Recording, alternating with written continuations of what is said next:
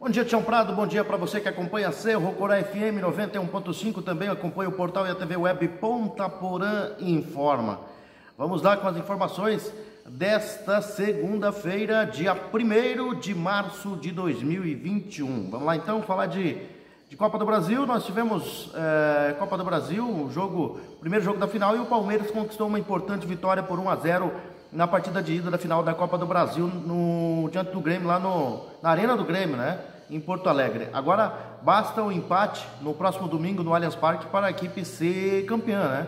O gol fora de casa não é critério de desempate na decisão. As duas equipes voltam a se encontrar no próximo domingo, dia 7, no jogo do título, que será disputado em São Paulo, no estádio Allianz Parque, às 17 horas. Como venceu o jogo de ida, o Palmeiras tem a vantagem de jogar por um empate e o Grêmio resta uma vitória por 2 gols de diferença para ficar com o título no tempo regulamentar. Uma vitória por 1 gol levará a decisão para os pênaltis. A vitória na Arena do Grêmio poderia ter sido mais tranquila, até por um placar mais elástico, se o zagueiro Luan não tivesse sido desleal e violento em uma disputa de bola com o Diego Souza no segundo tempo. O jogador palmeirense desferiu uma cotovelada no olho esquerdo do adversário e foi merecidamente expulso. Naquele momento da partida, o Palmeiras já vencia por 1-0, tinha o controle do jogo e dominava as ações ofensivas. O segundo gol parecia questão de tempo, né? Mas a história do jogo se inverteu e o time sofreu muito até o final para segurar essa vantagem. O curioso é que o jogo começou até certo ponto lento, com uma partida de xadrez, né? Como um jogo de xadrez, com as duas equipes estudando cautelosamente cada movimento do adversário. O Palmeiras era ligeiramente superior porque fazia uma partida muito segura, fechada ali na defesa, né, sem dar espaços para o time do Grêmio. Wesley era a válvula de escape no time, com as suas investidas pela ponta esquerda. Ele tinha dificuldade no acabamento da jogada, sem conseguir boas tramas, né, com os companheiros. O jogo era concentrado no meio campo. Palmeiras e Grêmio não se aproximavam da área do adversário para criar chances efetivas de gol. As jogadas de linha de fundo, por exemplo, eram raríssimas. O gol teve que sair de uma falha geral da defesa do Grêmio, né, que deixou Gustavo Gomes sozinho no meio da área, depois de uma cobrança de escanteio pela direita de Rafael Veiga. Aos 31 minutos, completamente livre, o zagueiro paraguaio cabeceou forte, o goleiro Paulo Vitor até fez uma defesa parcial, mas não evitou o gol em uma jogada ensaiada e repetida várias vezes pelo Palmeiras ao longo da temporada. No segundo tempo, o Grêmio voltou com as mesmas deficiências do primeiro tempo, preso à marcação do Palmeiras e sem velocidade.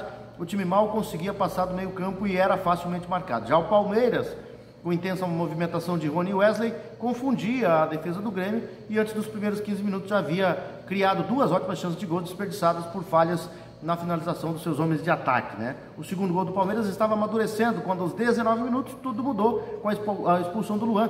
O árbitro chegou a exibir o primeiro cartão amarelo, mas depois deu vermelho ao ver o sangue no rosto do Diego Souza, né? Com um jogador a mais, o Palmeiras perdeu o campo de jogo, passou a ser pressionado pelo Grêmio. O Renato Gaúcho colocou em campo os atacantes Churin e Ferreirinha. Do lado do Palmeiras, o técnico Abel Ferreira fez um movimento contrário, reforçou a marcação com o zagueiro e o volante Gabriel Menino. Acuado, o Palmeiras passou sufoco até o apito final, mas conseguiu se segurar no 1-0, né?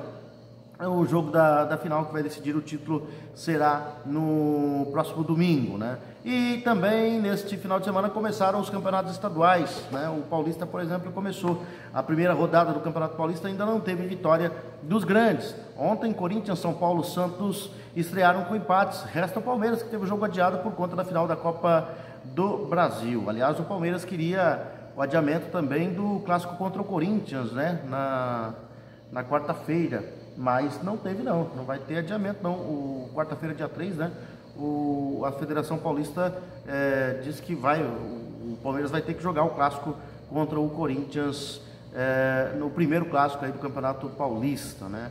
Vamos ver, o Corinthians está com uma garotada bem reformulado. Ontem ficou no empate, né, apenas com empate com o Bragantino. Foi um bom resultado, porque a garotada tá começando, né, nessa reformulação do Corinthians. E o Timão foi quem teve a partida mais complicada, né? No estádio Nabia Bichedid, em Bragança Paulista, o Timão sofreu para conseguir segurar o empate sem gols diante do Red Bull Bragantino, que perdeu a chance de iniciar com o pé direito devido às chances desperdiçadas. Com um time recheado de pratas da casa e jogadores reservas, O Santos, sob olhares do técnico Ariel Roland, fez uma partida movimentada com o Santo André no estádio do Canindé. O empate por 2-2 acabou sendo justo no final. A principal decepção da noite foi o São Paulo. Na estreia do técnico Hernan Crespo, o tricolor desperdiçou muitas oportunidades, voltou a vacilar na defesa, né? Não é à toa que o time ficou no empate com o Botafogo por 1-1 em pleno Morumbi. O único time que somou 3 pontos nesse domingo foi a Ferroviária, que venceu a Internacional de Limeira por 1-0 no Brinco de Ouro da Princesa. A partida aconteceu em Campinas porque Araraquara está em lockdown, né? Devido ao surgimento dos casos de variantes de Covid lá em Araraquara. A vitória deixa a Ferroviária na liderança isolada do Grupo B, porque foi o único time que conquistou 3 pontos, né? São Paulo e Ponte Preta estão com 1, enquanto que o São Bento amarga a lanterna após a derrota na estreia. O grupo A tem Santo André, Botafogo e Corinthians empatados com 1 ponto, e a Inter de Limeira zerada na lanterna. No grupo B, Novo Horizontino e Red Bull Bragantino também estão com 1. Palmeiras e Ituano ainda não jogaram, assim como São Caetano e Guarani. No grupo D, que tem o Mirassol na liderança com 3 pontos, seguido pelo Santos com 1. Resultados então: São Bento 1, Mirassol 2, Novo Horizontino e Ponte Preta 1-1, Red Bull Bragantino e Corinthians 0-0, Ferroviária 1, Inter de Limeira 0, Santo André e Santos 2-2, São Paulo e Botafogo 1-1. Hoje tem Guarani e Ituano, né? E o Palmeiras joga essa rodada aí apenas no dia 11 contra o São Caetano, né? Esse jogo aí da primeira rodada, mas faz a sua estreia no clássico contra o Corinthians na quarta-feira, né? No Mato Grosso do Sul também teve estreia do campeonato, né? Nós tivemos jogos ontem pelo glorioso, pelo super campeonato sul-mato-grossense, né? O campeonato sul-mato-grossense foi iniciado neste domingo com 4 partidas. Dourados e Costa Rica foram os únicos a vencer e assumiram as lideranças dos seus grupos, né? No estádio Douradão, o Dourados contou com um gol de Dudu logo aos 5 minutos para vencer o Aquidauanense e assumir a liderança do grupo A de forma provisória, já que o Operário ainda não fez a sua estreia. Pela mesma chave, o Águia Negra e o Novo somaram seus primeiros pontos ao empatarem por 1-1 no estádio Ninho da Águia, em Rio Brilhante. Fernandinho de pênalti abriu o placar aos 5 minutos do segundo tempo para o time da casa, que sofreu o empate aos 34 minutos através de Emerson Knight, né? Em uma tarde inspirada do Joãozinho, o Costa Rica assumiu a liderança do grupo B ao golear o Três Lagoas por 3-0 no Laertão. Todos os gols foram marcados pelo atacante, né? O Serk ainda não jogou e por isso pode roubar a liderança do Costa Rica. No outro jogo da chave, no estádio Morenão, Itamar abriu o placar para o Comercial e Aguinaldo de falta empatou para o União ABC. Os times da segunda divisão começaram dando trabalho aí, né? Comercial que vieram da segunda divisão, agora estão na primeira, né? Comercial e União empataram em 1-1. Costa Rica fez 3-0 no Três Lagoas, foi o único dos que subiram, né, que tiveram acesso, não venceu. Dourados ganhou do Aquidauanense 1-0 e o Águia Negra ficou no empate com o Novo em 1-1, né? Essa foi a rodada inicial aí do Campeonato Sul-Mato-Grossense. No Campeonato Mineiro, o destaque foi a despedida, né, do goleiro Vitor, o São Vitor, como é conhecido lá pelas Minas Gerais. Depois de terminar o Brasileirão em alta, após 2 vitórias seguidas nas últimas rodadas e ter ficado na terceira colocação, o Atlético Mineiro estreou no Campeonato Mineiro de 2021 com o pé direito, né? Na noite de ontem, o time alvinegro recebeu e venceu o RT pelo placar de 3-0 no estádio Mineirão. Diego Tardelli, Marrone e Echaporã fizeram os gols do jogo que fechou as disputas da primeira rodada do estadual. A partida também marcou a despedida do goleiro Vitor, que está se aposentando, né? O Vitor teve uma despedida muito emocionante lá no Mineirão, né?